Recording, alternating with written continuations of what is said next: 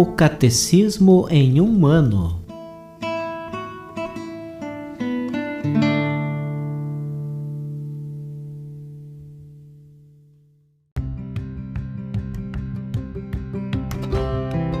Olá, eu sou Yuri, seminarista da Diocese de Ponta Grossa, Paraná.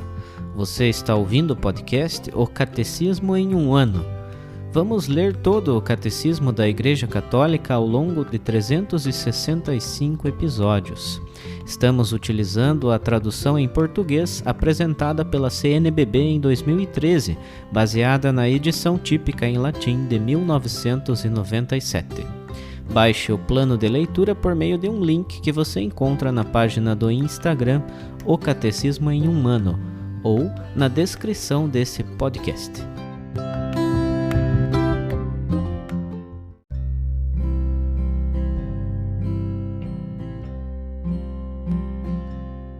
Hoje é o dia 19 do nosso plano de leitura do Catecismo em um ano. Lembrando que estamos na primeira parte do Catecismo, a profissão de fé. Na primeira sessão, eu creio, nós cremos. No capítulo 2, Deus vem ao encontro do homem. E no artigo 3º, que trata sobre a Sagrada Escritura. Hoje leremos os números 121 a 127, dentro do item que está tratando do cânon das Escrituras.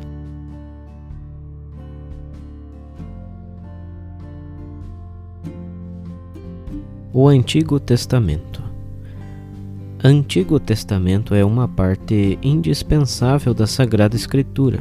Seus livros são divinamente inspirados e conservam valor permanente, pois a antiga aliança nunca foi revogada.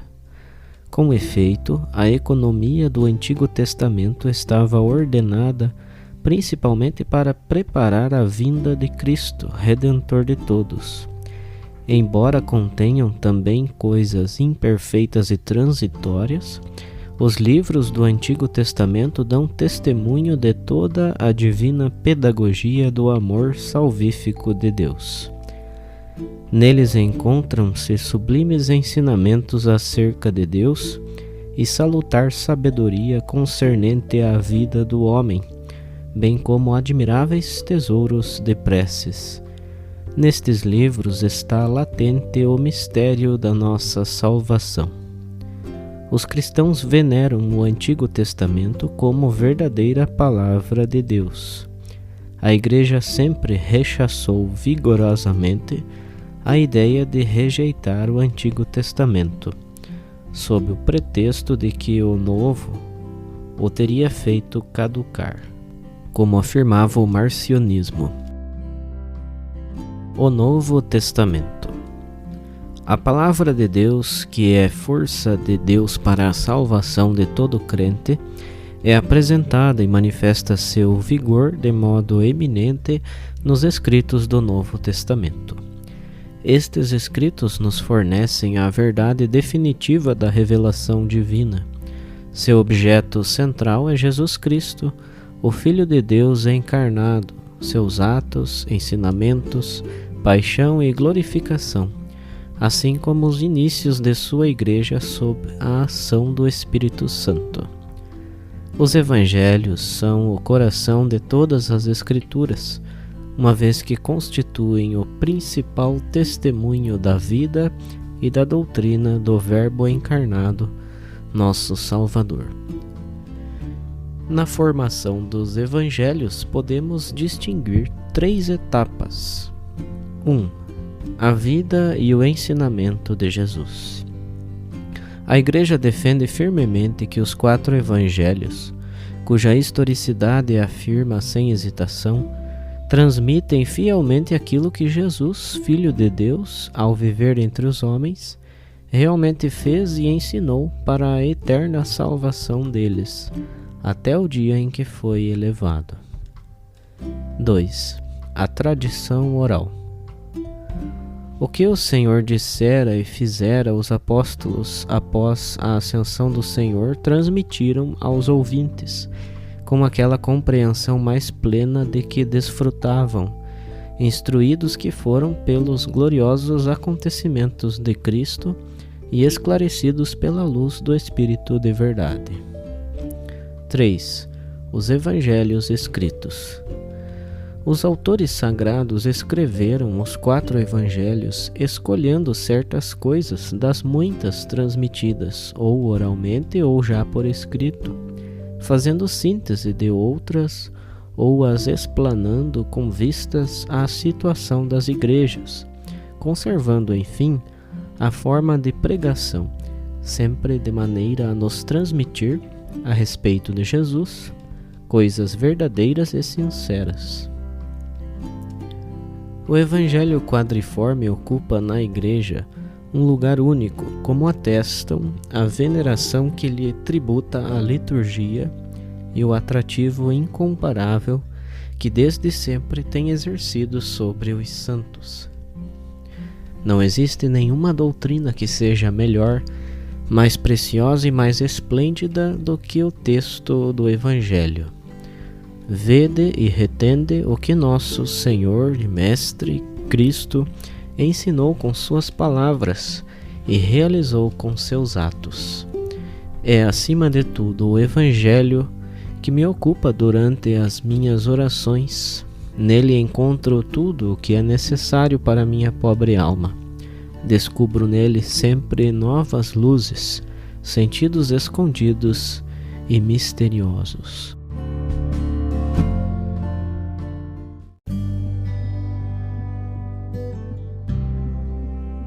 Para o comentário adicional do dia de hoje, leremos os principais trechos de um discurso do Papa São João Paulo II sobre o tema da Sagrada Escritura.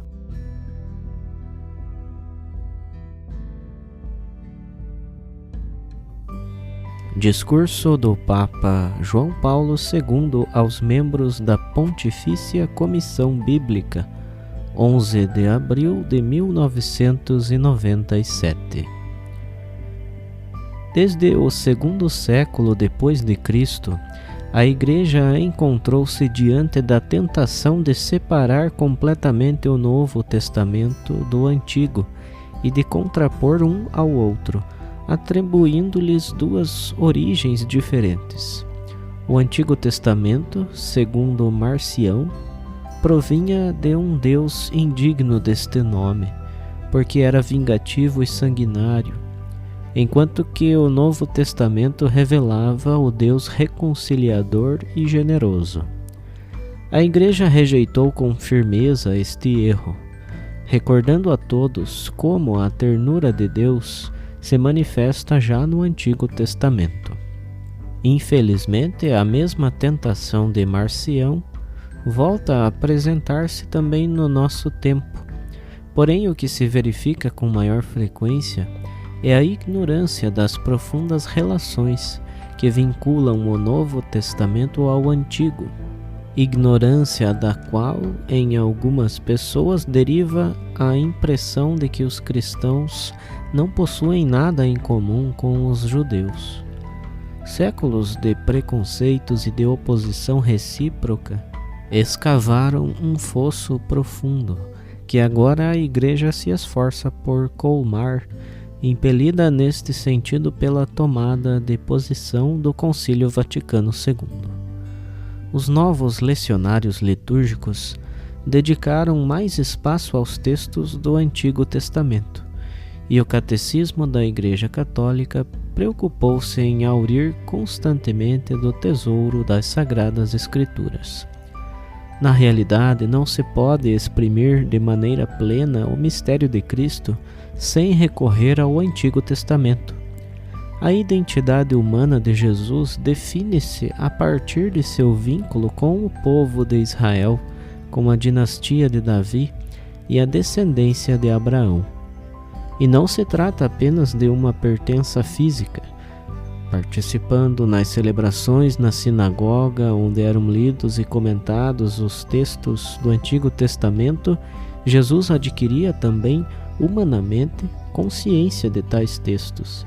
Com estes, nutria o espírito e o coração, servindo-se dos mesmos na oração e neles inspirando o seu comportamento. Ele tornou-se um autêntico filho de Israel, profundamente arraigado na longa história do próprio povo. Quando começou a pregar e a ensinar, hauriu abundantemente do tesouro das Escrituras, enriquecendo neste tesouro novas inspirações e iniciativas inesperadas. Estas, notemo-lo, não tinham em vista abolir a antiga revelação, mas ao contrário levá-la ao seu cumprimento perfeito.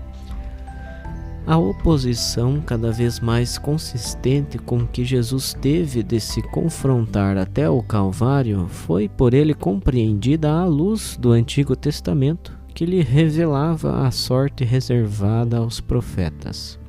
Sabia também do Antigo Testamento que no fim o amor de Deus resulta sempre vitorioso. Portanto, privar Cristo da relação com o Antigo Testamento é separá-lo das suas raízes e desvirtuar o seu mistério de todo o sentido. Com efeito, a fim de ser significativa, a encarnação teve necessidade de se arraigar em séculos de preparação. De outra forma, Cristo teria sido um meteoro caído acidentalmente sobre a terra, isento de conexões com a história dos homens. A Igreja compreendeu bem desde as origens o arraigamento da encarnação na história e, por conseguinte, acolheu plenamente a inserção de Cristo na história do povo de Israel. Considerou as Escrituras hebraicas como palavra de Deus perenemente válida, dirigida a si mesma e também aos filhos de Israel. É de importância primordial manter e renovar esta consciência eclesial dos relacionamentos essenciais com o Antigo Testamento. O cristão deve saber que a sua adesão a Cristo se tornou descendência de Abraão, conforme Gálatas capítulo 3, e foi enxertado na oliveira boa, conforme Romanos capítulo 11. Isto é, inserido no povo de Israel para ser participante da raiz e da seiva da oliveira. Se possuir esta forte convicção, já não poderá aceitar que os judeus, enquanto judeus, sejam desprezados ou, pior ainda, maltratados. Ao dizê-lo, não pretendo ignorar que o Novo Testamento conserva os vestígios de claras tensões existidas entre comunidades cristãs primitivas e alguns grupos de hebreus não cristãos. São Paulo mesmo atesta nas suas cartas que, como hebreu não cristão, perseguira orgulhosamente a Igreja de Deus. Estas dolorosas recordações devem ser superadas na caridade, em conformidade com o preceito de Cristo. O trabalho exegético deve preocupar-se em progredir sempre nesta direção e assim contribuir para diminuir as tensões e dissipar os mal-entendidos.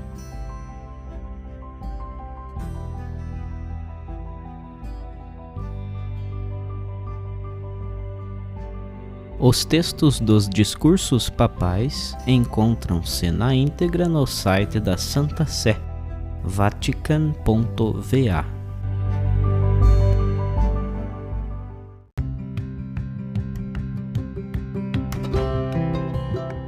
Você acaba de ouvir mais um episódio do podcast O Catecismo em um Ano.